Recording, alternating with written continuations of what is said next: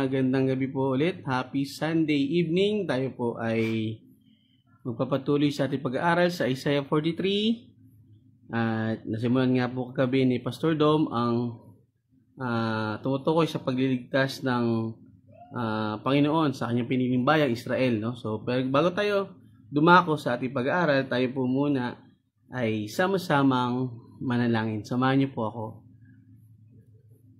Panginoon, dakila sa lahat, maraming salamat po sa opportunity na ito, sa buhay na binigay mo sa amin. Sa gabing ito na kami ay magpapatuloy sa aming pag-aaral, naway maunawaan ng lahat ng makakarinig at makakasama dito sa live na ito ang pag-aaral na ito, Panginoon, ng iyong salita. Ikaw po ang manguna at ikaw ang maitaas namin, Panginoon, ang iyong kapangyarihan, kaluwalhatian, ang iyong soberanya, ang makilala ng lahat. Tuloy ko pong pinapanalangin ang bawat isa na magkaroon ng bukas ng puso at isip upang ito'y maunawaan. Nataas po namin ito sa ngalan ng iyong anak na si Jesus. Amen.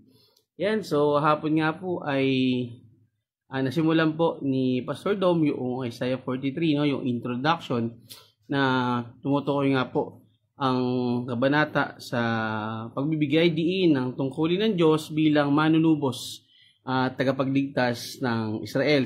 Ito nga po ay nagtatampok ng kanyang otoridad, ng kanyang soberanya at ng natatanging katapatan ng Panginoon. So dito nakatuon din ang kabanata sa mga pangako ng Diyos, no? Yung kanyang presensya, protection at panunumbalik. So habang tinatawag din ng mga Israelita na maging mga kanyang saksi, no? Kanyang mga pinili. Tinutugunan din ito ang pagpapatawad ng Diyos at ang pag-alis ng paglabag, no? At dito natin makikita na ang Panginoon ay napakatapat, no, sa kanyang bayang pinili.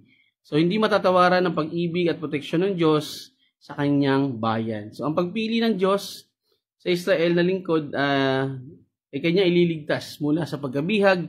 Hindi lamang sa pagkabihag, no? Nakita natin doon sa Kanaan, no? At yung kay Moses na ginamit niya sa pamagitan.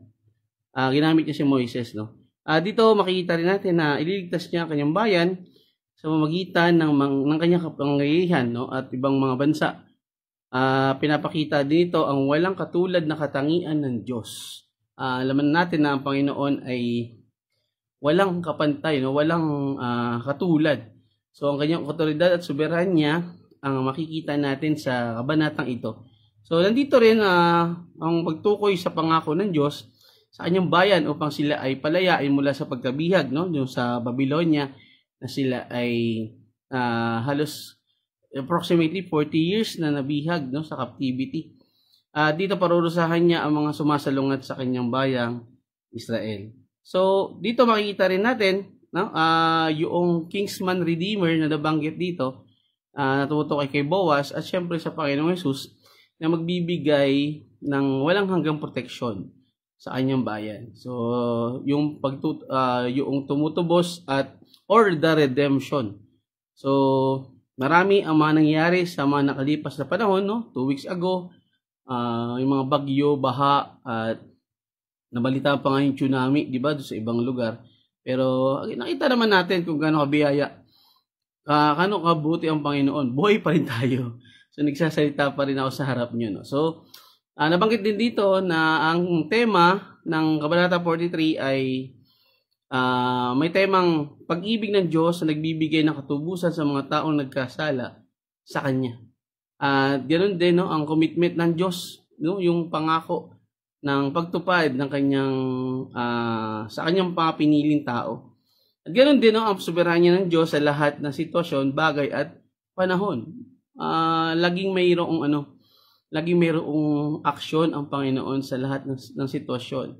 Makikita natin yung kanyang pagbibigay ng proteksyon sa kanyang bayan. So ang banal na otoridad ng Diyos na gumawa ng mga bagong bagay at pananatili sa mga nandirito na, no? So again, siya ang nagme-maintain ng mga lahat ng bagay na nag-exist na dito. At ganoon din sa mga wala pa ay pwede niyang gawin, no? Siya pa rin ang makakagawa nun.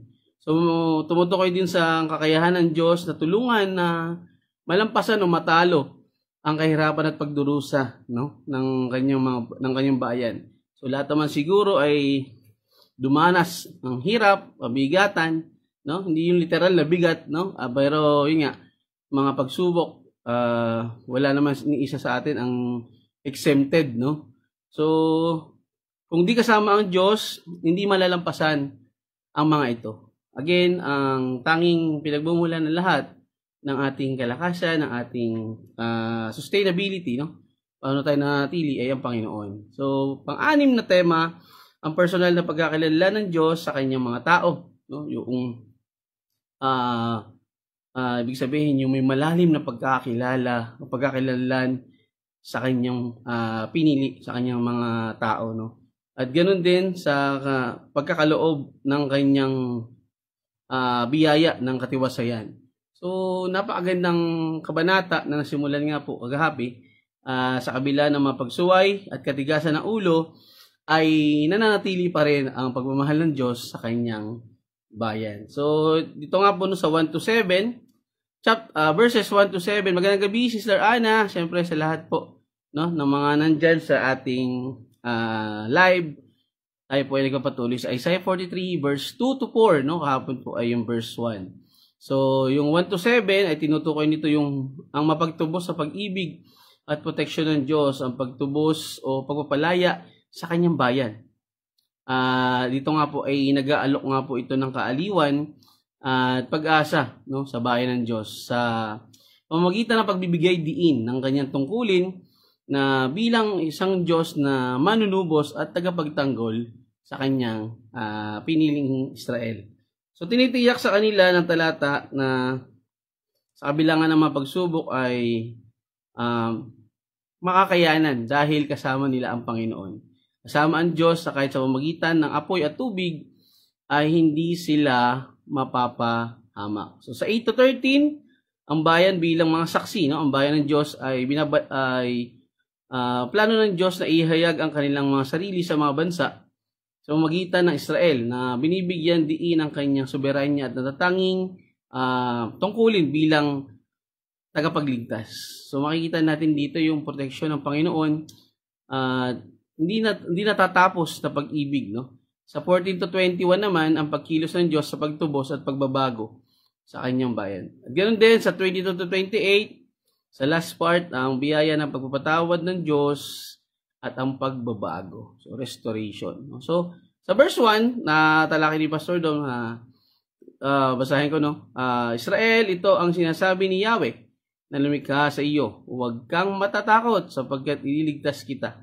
Tinawag kita sa iyong pangalan, ikaw ay akin. Di ba?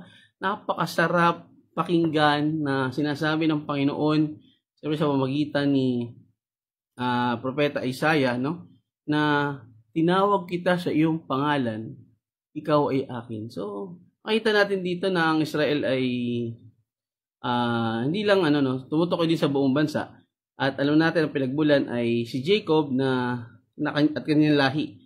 So, simula nang nagutom sila sa Kanaan, sa Ehipto sa pamamagitan ni Joseph at ganoon din sa pamamagitan ni Moses, no, ay marami pang ibang mga sitwasyon na hindi iniwan ng Diyos ang kanyang bayan. At ganoon din sa personal na tinawag ka ng Diyos na ikaw ay akin, tinawag kita sa pangalan mo. No? Pag tinawag ka sa pangalan, di ba, parang andun yung malalim na pagkakakilanlan sa iyo. So isang bagay na lagi ko nakikita sa Bible is yung relationship, no? Malaking bagay, no, pag tinawag ka sa pangalan mo, maybe magkakilala na kayo or mayroon na kayong malalim na relasyon. Sa verse 2, no, sa ating pagpapatuloy, kapag dumaan ka sa malalim na tubig, sasamahan kita. Tumawid ka man sa mga ilog, hindi ka malulunod. Dumaan ka man sa apoy, hindi ka masusunog, hindi ka matutupok. Makikita natin yung kasiguraduhan ng proteksyon ng Diyos sa talatang ito. Ito ay nag-aalok ng kaaliwan at pag-asa sa bayan ng Diyos sa pamamagitan ng pagbibigay diin sa tungkulin niya. Sa tungkulin niyang tayo ay iligtas ang kanyang bayan. Yan. So makikita rin natin dito na bilang Diyos na tagapagligtas, tagapagtanggol at manunubos. So magandang gabi, siyempre sa aking pinsan, Brian Gusela. Sana'y naka-uwi na kayo, brother, no, sa inyong flight, no. Yan, ingat kapatid. O baka delay na naman yung flight. Pero ingat, di tayo nagkita. Pero sana next time makauwi ulit ako dyan. So tinitiyak sa kanila ng talata na sa kabila ng pagsubok at paghihirap, sasamahan sila ni Yahweh. Dito makikita natin sa pamamagitan ng tubig at apoy, sa huli ay titipunin sila sama-sama. Siguro hindi literal na apoy, no, sa tubig. Pero nakita natin dito, may mga bawat simbolismo ang tubig sa lumang tipan at ang apoy, no? O kapag dumaan ka sa malalim na tubig, sasamahan kita. So ang banal na proteksyon ng Diyos na kailanman ay hindi natitigil or nawawala, no? Walang tigil or walang katapusan na proteksyon. Everlasting ika nga, no? Isang sitwasyon na marami tayong nararanasan, no? Especially yung pagkalubog natin sa mga sa mga mabibigat na sitwasyon, ay nandiyan ang proteksyon ng Panginoon para tayo hindi totally malunod or sabi nating lumubog, no? So, ang pagsalba ng Diyos sa bawat paglubog ng Israel sa kasalanan, no? Pagkagumon nila doon sa kanilang pamumuhay sa kasalanan, at patuloy niya itong ililigtas mula dito. So, makita natin na yung cycle ng buhay ng Israel na nagsisimula sila sa pagsuway, sa pagtalikod, paggawa ng kasalanan, no? Tapos nandun yung pagdidisiplina ng Diyos. Tapos, again, iikot ulit sa restoration, sa pagpapanibagong buhay ulit. At ganoon na naman, no? Magkakasala na naman sila. So, nakita natin, yung walang hanggang biyaya ng Panginoon, especially yung kanyang pagmamahal sa kanyang piniling bayan. So tumawid ka man sa ilog, hindi ka malulunod. Ang patuloy na kasiguraduhan ng kaligtasan ng kanyang bayan sa kabila ng mga pagsuway at pagtalikod nito. Magandang gabi, Ate Alma at sa Ornido family dyan sa San Rafael. Ang paggabay ng Diyos sa kanilang pagtawid sa ilog na pula, no? Maalala natin yung pamamagitan ni Moses, no? Itinaas niya ang kanyang tungkod at yung nahati, no, yung dagat. So hinahabol sila ng mga Ehipto dito, pero nakita natin yung proteksyon at binigay na kaligtasan ng Panginoon. Nakatawid sila at nung nakatawid na sila ay saka bumaba ulit yung tubig.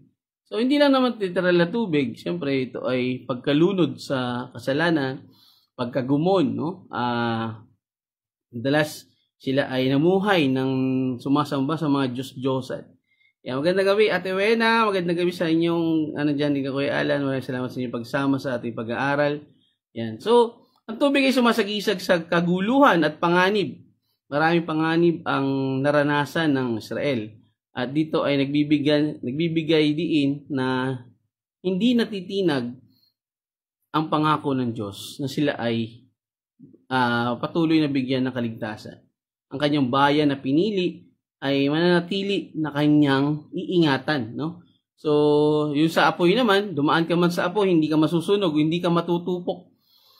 Grabe, no? Siyempre, ito po ay hindi lang, marami ring nilalarawan ng apoy, no?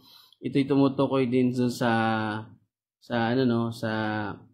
napupunta sa impyerno, no? Pero dito maalala natin yung tatlong kaibigan ni Daniel, no? Yung hindi sumamba doon sa rebulto ni Haring Nebukadnezar. At dito nga ay makita natin na sila ay inilagay doon sa pugon.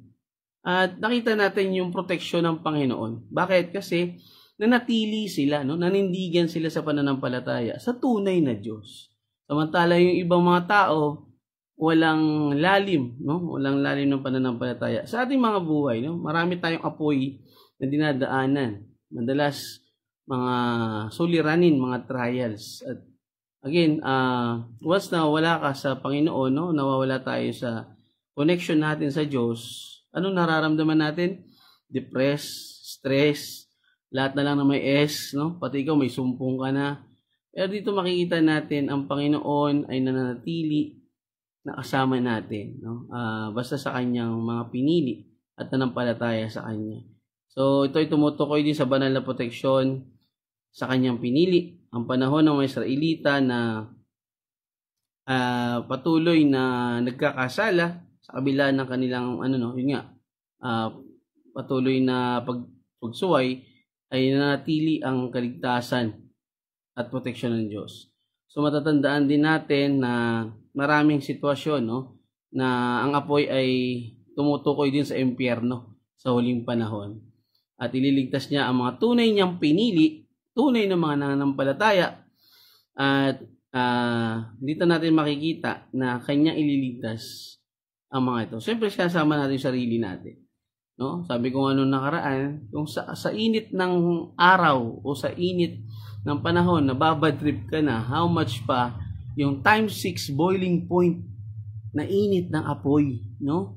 Hindi mo ba yun maiisip? Siyempre, mananampalataya ako sa Panginoon, susunod ako sa Panginoon, no? Magandang gabi, Sister Irene. Salamat sa iyong pagsama. Ayan, salamat na nandiyan ka na.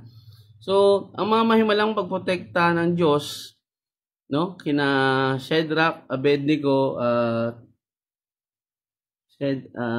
Meshach, no, na talagang nagpakita, no. Magandang gabi sa aking pinsan, Mel Campomanes. Yan. So makita natin, no, sa anumang kabigatan, sa anumang hamon ng buhay, once tayo ay nasa Panginoon, nananatili yung protection niya, no? Yung peace, yung joy, yung imagine mo yung kabigla ng matinding depression o matinding sitwasyon, ay nandiyan ang protection niya upang tayo hindi makadama ng sobrang kahirapan. Marami diyan na talagang alos hindi nila kilala ang Panginoon, at totally naman talagang naapektuhan sila sa sitwasyon. So binibigyan din ng pareralang ito ng tema ng banal na pagpapalaya at pagdadalisay na dinaranas ng mga mananampalataya. Ang apoy ay kumakatawan sa matinding pagsubok at paglilinis. Ang apoy ay kadalasang ginagamit sa Biblia upang sumagisag sa pagsubok at pagdadalisay, gaya ng makikita sa sitwasyon nga nung tatlong sa Shadrach, Meshach at Abednego. So nangangako ang Diyos na sasamahan tayo sa bawat pagsubok. Ito man ay parang napakalakas na tubig o umuusok na apoy, tumutupok na apoy, no? Dito makikita natin ang presensya ng Diyos na pinagmumulan ng ginhawa, no? Kaginhawahan at kalakasan. So, bakit tayo, makikita natin dito yung tunay na relasyon sa Panginoon, na never niyang pababayaan ng kanyang anak, no? Ang pagtitiwala sa mga pangako ng Diyos ay nagpapahintulot sa atin na harapin ang mga hamon na walang nararamdamang takot. Diba sinabi doon sa verse 1, huwag kang matakot, no? God is with us. So, napakasarap isipin na never tayong iniwan ng Panginoon. Dalas tayo yung tumatalikod. Dalas sinisisi pa natin ng Diyos. Pero again, sa 43 chapter ng Isaiah ay talaga namang napakalaki ng ng confirmation na never niyang pababayaan ang totoong nananampalataya sa Kanya. So walang takot, batid na siya ang may control na hindi hayaang madaig tayo.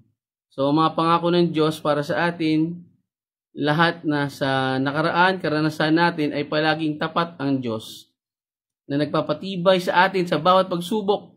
Kaya ang pagtitiwala natin sa kanyang mga pangako na sa hinaharap ay mas lalong tumitibay. Magandang gabi sa aking nanay, sa aking ina, Concepcion Doreros. Love you, ma. Salamat sa iyong pagsama.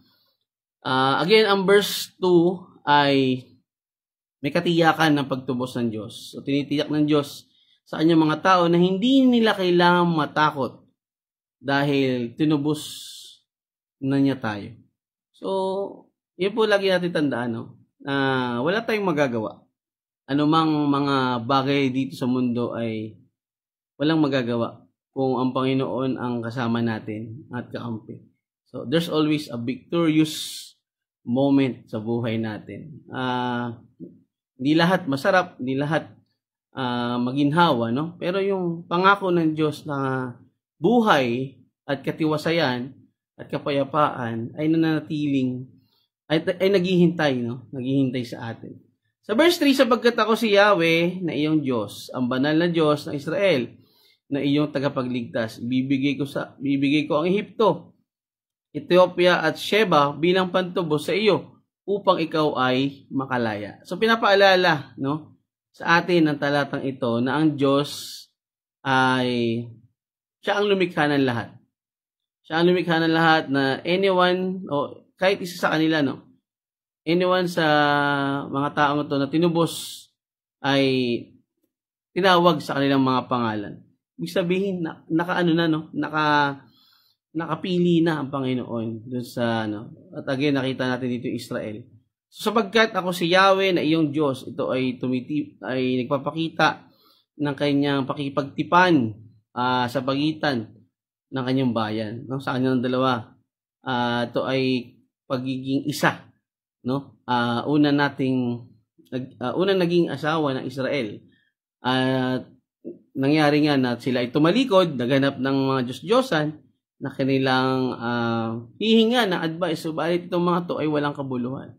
So tumutukoy ito sa mataas na otoridad at walang hanggang katangian ng kalikasan ng Diyos. Na ang Diyos ang tanging tagapagligtas ng kanyang bayang pinili. Ang paggamit ng Panginoon ay nagpapahiwatig ng walang hanggan at hindi nagbabagong kalikasan ng Diyos. So, ang banal ng Diyos na Israel ay na inyong tagapagligtas, ang pangako ng Diyos na sa anumang sitwasyon, nananatili ang kanyang presensya. Anumang sitwasyon sa ating buhay, sa kanyang bayan na kanyang pinili sa lahat ng sitwasyon ito. Magandang gabi, Pastor Dom. Yan, salamat po at nandiyan ka na. Yan, salamat po. So, nagtatampok nga ito ng kadalisayan, pagkakahiwalay at pagiging perpekto ng Diyos. Kadalisayan at pagiging perpekto ng Diyos. So, tinutukoy din ito ng talatang ito na ang titulong ito ay ang katapatan ng Diyos sa kanyang mga pangako sa kanyang tipan. Tagapagligtas na tumutukoy sa pangako ng Diyos na kanyang ililigtas sa kanyang bayan na Israel. Marami sitwasyon na kanyang hindi iniwan ang kanyang bayan. Naalala natin yung yung kagutuman, yung sa captivity, yung pinalaya. So, at marami pang sitwasyon na nagpapakita ng proteksyon ng Diyos sa kanyang bayang Israel. So, ito nga ay konsepto ng Diyos bilang ang tagapagligtas, ang manunubos sa kanyang bayan. Sa bahagi ng ibibigay ko ang Ehipto, ang konteksto kung saan ang Diyos ay handang ipagpalit ang ibang bansa para sa kanyang pangangalaga at pagtubos sa Israel. Ang konsepto ng pagtubos na ito ay nagpapahiwatig ng mahal na palitan, naglalarawan sa pagtubos sa atin sa pamamagitan ng Panginoong Hesus. Maalala natin nung nangyari na siya ay mamatay sa krus. This time, sa panahon na to, pero alam natin nangyari na to at ito nga po ay yung tayo ay kanyang tinubos. Siya ang pinambayad, sinless, spotless na lamb. Pero yun nga, itinuring siyang makasalanan para tayo ay iligtas mula sa kasalanan. So ang Ehipto ay isang makapangyarihang bansa na kadalasang nakikita bilang isang mapang-api sa Israel, na sumasagisag sa makamundong kapangyarihan at pagkaalipin. Alam naman natin na ang Ehipto ay one of the strongest bansa that time. So, ang Ethiopia at Sheba bilang pantubos sa inyo ay o sa ibang salin ay Cush at Seba, Ang kapangyarihan ng Diyos ay umabot na sa ibang bansa habang inaalok niya sila bilang pantubos para sa Israel. Nakita natin na yung pagpili ng Panginoon ay talagang nandun, hindi nawawala yung kanyang favor doon sa kanyang bayan. At kahit minsan ang tao, at yung bansa na kilala ay kaya niyang ipalit, para lang doon sa kanyang piniling bayan at tumutukoy din ito nga sa pagtubos sa atin ng Panginoon Jesus, no? Makikita natin dito ang pagiging tapat at pagtupad ng Diyos sa kanyang bayan, sa kanyang mga pangako. Inilalarawan din ito ang pagsasama-sama ng mga hintil sa plano ng Diyos sa kanyang pagtubos sa atin. Tulad nga ng makikita natin dun sa Gawa 8:27-39 na kung saan ang isang dating mga taga-Ethiopia ay sumampalataya sa Panginoong Hesus. Ang Cush ay isang rehiyon sa timog part ng Egypt, no? Nakadalasang nauugnay sa kayamanan at lakas ng militar. Ang Seba naman ay isang rehiyon sa Africa, posibleng bahagi ng modernong Sudan, no? Ito ay kilala sa mga kayamanan at kalakalan nito, trademark, no? Sa trading. So, ang titulong tagapagligtas ay binibigyan diin na ang papel ng Diyos, no? Para sa kanyang mga tao, mula sa pisikal at maging sa espiritual na pagkaalipin. Ito ay nagtuturo na ang kaligtasan na ibibigay ng Diyos noon, no? Sa pamamagitan syempre ng kaisa-isang bugtong na anak na Panginoong Hesus. So, ang patuloy na proteksyon ng Diyos sa kanyang pinili ay makikita sa bagong tipan, ang ginawang pagtubos ng Panginoong Hesus sa atin.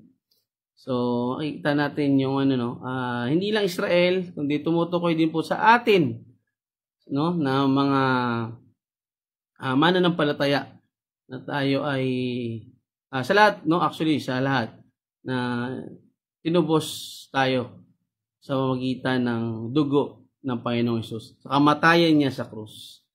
Yan. So, ibibigay ko ang mga bansa, pinapahayag dito ng Diyos na ang kanyang sariling bilang kanilang Diyos na handang ipalit kahit ang malalakas na bansa para lang sa kanyang bayang Israel. Ang pagpapahalaga ni Yahweh sa kanyang bayan na kahit ang mga malalakas na bansa ay kaya niyang ipagpalit.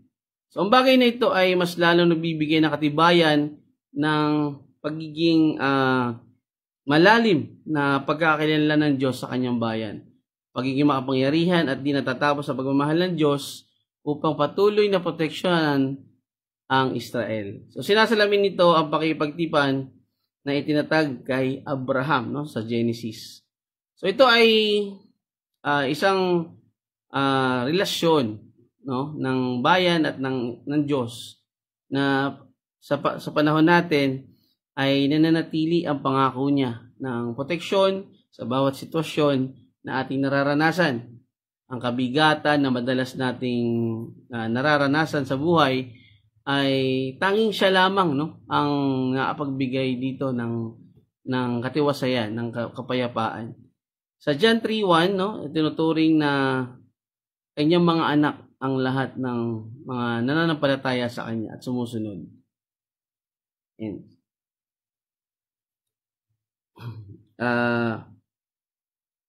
sa verse 4, ibibigay ko ang mga bansa para lang maligtas ka, sapagkat mahalaga ka sa akin, mahal kita kaya't pararangalan kita. So, binibigyan din dito ang kahalagahan ng kanyang bayan para sa kaligtasan na kanyang ibibigay dito.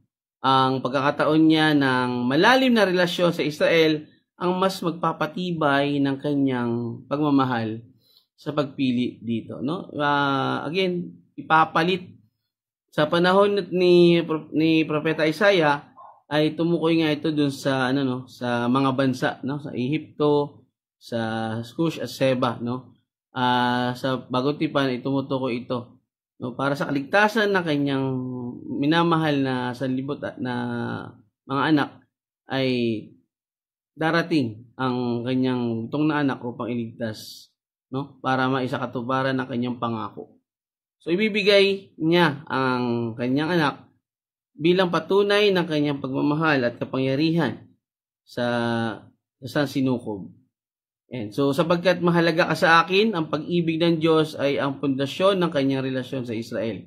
Ang kanyang malalim na relasyon sa kanyang bayan ay isang patunay na hindi natatapos na ugnayan, no? Hindi natatapos na pagbibigay ng proteksyon. May malalim at di maalis na pagpapahayag sa kanyang bayan, no? Katangian ng Diyos dito ay makikita natin bilang isang tapat at walang katapusang pagmamahal. So ang kanyang banal na intervention para manatili ang kanyang proteksyon sa pagtubos nito at patuloy na pangangalaga dito. Everlasting, no? Forever na pagmamahal. So, makikita natin dito, no? Sapagkat mahalaga ka sa akin. Diba? Ang word na mahalaga is sabihin importante sa other term, no? Essential, dito valuable, no? Worthy.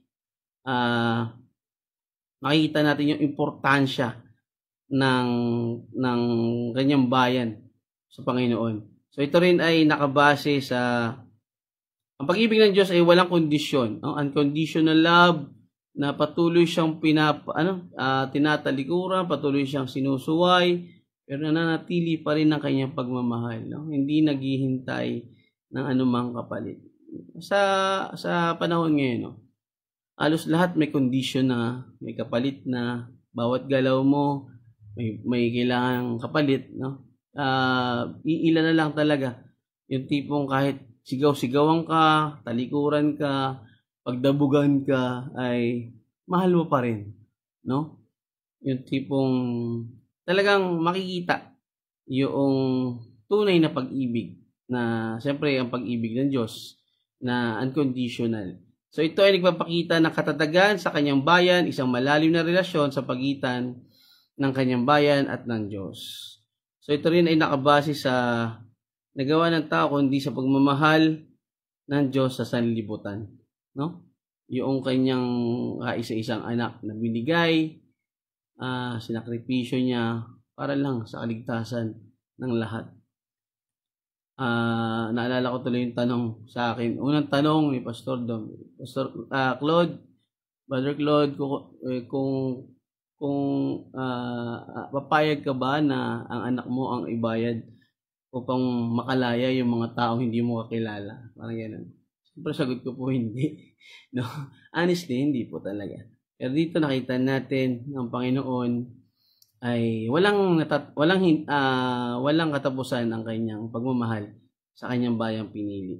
So mahal kita kaya't pararangalan kita. Ang pararangalang ito ay nagbumungkahi ng isang kapalit na kamatayan, no? Substitutionary death o substitutionary act kung saan ang Diyos ay handang magsikripisyo, no, ng iba para sa kapakanan ng kanyang tao. Again, at tinutukoy dito ay ang Panginoong Hesus. So makikita natin na grabe yung pagmamahal ng Panginoon sa atin.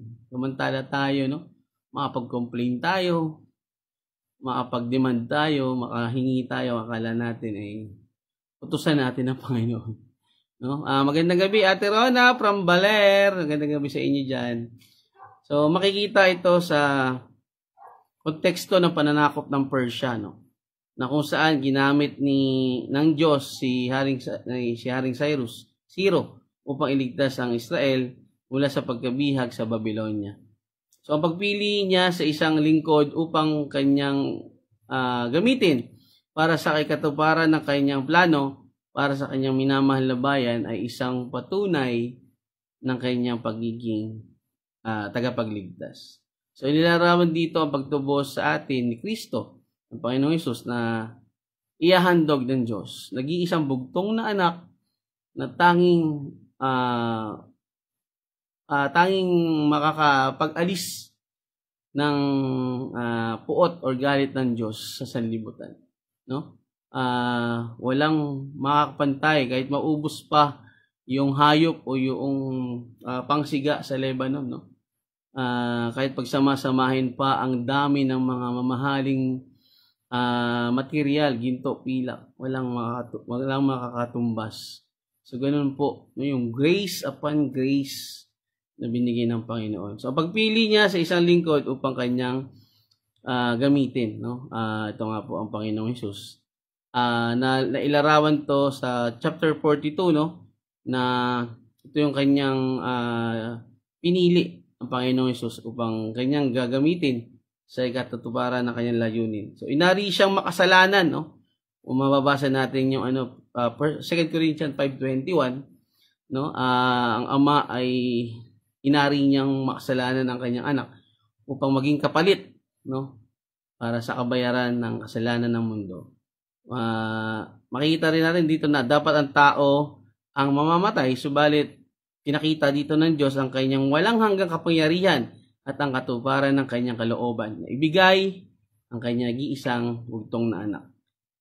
Yan. So, ang bahagi ito, ang talata ay nagbibigay diin sa mga gagawin ng Diyos upang protektahan at ingatan ng kanyang mga tao. Ito ay nagpapakita ng soberanya ng Diyos sa mga bansa at ang kanyang kakayahan na ayusin, i-restore ang mga kaganapan para sa kapakinabangan ng kanyang mga pinili, ng kanyang mga tao. Makita natin yung purpose ng Diyos. Walang bagay na hindi tumutukoy, no, sa kanyang pagmamahal sa kanyang bayan, sa kanyang mga anak. Magandang gabi sa aking kababata, siyempre Brother Binson Lial, yan, Coach Binson ng badminton ng Atimonan. Magandang gabi sa iyo, brother. Ito ay nagpapakita ng patuloy na pagpapahalaga ng Diyos sa kanyang pinagtipa ng mga tao na labis niyang minamahal, no? At dito ililipat niya ang kanyang kapakanan ng tao kapalit ng mga malalaking bansa. Ito ang makikitang isang uri ng sukdulang pagpapalaya o pagtubo sa pamamagitan ni Kristo na nagtitiyak ng buhay na walang hanggan para sa mga mananampalataya na sa pamamagitan ng kanyang kamatayan at muling pagkabuhay. Sa Romans 5, verse 8 to 9. Tayo ay nakikita ng Diyos na mahalaga para sa Kanya at tayo ay Kanyang pararangalan. Hindi dahil sa ating mga gawa. Again, hindi po dahil sa ating mga gawa. Hindi dahil sa ating mga pagsunod, no? Kundi dahil sa kanyang pagmamahal sa atin, kanyang grace, kanyang biyaya sa grasya, biyaya ng kanyang grasya na binigay sa atin. So nagbibigay diin sa pag-ibig ng Diyos na kaya niyang isakripisyo ang kanyang nag-iisang anak. Again, makikita natin yung protection ng Panginoon sa kanyang bayan. Ganun din sa atin sa kasalukuyang panahon bilang mga mananampalataya. Magandang gabi sa aking pinsan, Gabriel Sanico sa Siargao, no? Siyempre, Surigao del Norte. Magandang gabi, kapatid. Dapat natin pahalagaan ang ating pagkakakilanlan bilang mga minamahal na anak ng Diyos na kanyang pinili, na kanyang ililigtas. Mananatili ang proteksyon ng Diyos sa atin hanggang sa dulo ng panahon, hanggang bumalik, no, ang Panginoong Hesus. Kaya tayo ay mamuhay na may pasasalamat at pagsunod, tumutugon sa pag-ibig ng Diyos sa pamamagitan ng pagmamahal sa kapwa, no? Pagbabahagi ng mga mensahe na talagang mandato ng Panginoon, no? Ipahayag ang mabuting balita, ibahayag ang kanyang salita. At ito po ay kaligtasan para sa lahat. Kaya lang nakakalungkot, talagang marami pa ang hindi tumatanggap. So sa pamamagitan ng pagmamahal sa kapwa at pagbabahagi ng mensahe na ginawang pagtubos ni Kristo sa atin. So, ang Israel ay hindi lang isang bansa, kundi isang bayan na nilikha at binuo ng Panginoon. So, tulad na rin mga mananampalataya na tayo nandito sa mundo, habang tayo nabubuhay, manatili tayo sa presensya ng Panginoon. Ang katapatan ng Diyos ay hindi natatapos. Yung kanyang pagliligtas sa kanyang bayan, ganoon din sa atin, no? Na tayo ay kanyang pararangalan balang araw, no? Yung sumusuway, may parusa, ang sumusunod, pararangalan ng Diyos, pagpapala. So, ang buhay na naghihintay sa atin doon sa langit, no? So, yan mga kapatid, napakasarap pag-aralan ng protection ng Panginoon. Sana ay makita natin sa buhay natin, sa kabila ng kabigatan, ay hindi mawala sa atin ang pagiging anak ng Diyos, no? Yung pagsunod, yung pagkilala natin ng patuloy, yung paglalim ng relasyon natin sa Kanya, at syempre yung paglilingkod natin, yung pagbibigay ng kapurihan at karangalan sa Kanya, ay tayo ay manatili, no? So, hindi madali, wala naman sinabing madali ang buhay dito. But again, dahil kasama natin ang Panginoon, nandun po yung tagumpay, nandun po yung kalakasan, karunungan, at proteksyon na hindi natatapos. So, magandang gabi Kuya Jugs Perillo Jr. Yan. So, balit patapos na. Maraming salamat at nakahabol ka. So, yun lang po. Doon po muna natin pinuputol, no? 3 talata, verse 2, 3, and 4 na nagpapakita ng proteksyon ng Panginoon sa kanyang bayan. Dahil at yun, no, pag sakripisyo sa kanyang nag-iisang anak. So, yun po. Bukas ay tayo ay magpapatuloy. Pero ngayon, diyan muna natin tinuputol ang ating pag-aaral. Yan. So, maraming salamat sa mga nag-join po. No? Tayo po ay sama-samang dumako sa ating panalangin. Samahan niyo po ako. Panginoon, maraming salamat po sa gabing ito, sa patuloy na biyaya ng karunungan ng iyong biyaya, Panginoon, na hindi natatapos na proteksyon at biyaya mo sa amin. Maraming salamat po sa patuloy na gabay, patuloy na buhay na papakita sa amin na kami may layunin pa dito sa mundo, na kami ay iyong patuloy pang gagamitin upang matupad ang iyong mga layunin, Panginoon, at makapagbigay sa itong kapurihan, karangalan. Gabayin niyo po ang bawat isa, maging bukas ang kanilang puso't isip na ito ay may pamuhay, na ikaw ang nag-iisang Diyos na walang ibang dapat sambahin kundi ikaw lamang, dahil ang proteksyon mo at kaligtasan na pangako ay mananatili at hindi napapako. Maraming salamat po, Ama. Patuloy ko po inilalapit sa inyo ang mga nakakaramdam ng kabigatan, ng sakit, o anumang sitwasyon, Panginoon, financial man yan, o relasyon, Panginoon, ikaw lamang po ang tanging nag-aayos ng lahat. Ikaw po ang nagre-restore ng lahat. Maraming salamat po, Panginoon, sa gabing ito, sa pangunguna sa gawain ito. Ito po ay manaway manatili sa aming mga puso at may pamuhay, mapagbigay ng kaluguran at kapurihan sa iyo. Tinataas po namin ang lahat ng ito. Kalooban niyo lang po ang mangyari. In Jesus' name, Amen. Maraming salamat po mga kapatid. Tayo ay magsama-sama muli bukas sa chapter 43, no? 5 to 7 bukas. Ako po muna ang makasama nyo hanggang matapos ang chapter 43. So, yun po. Maraming salamat. Siyempre, Ate Alma, sa mama ko, Pastor Dom, Sister Irene,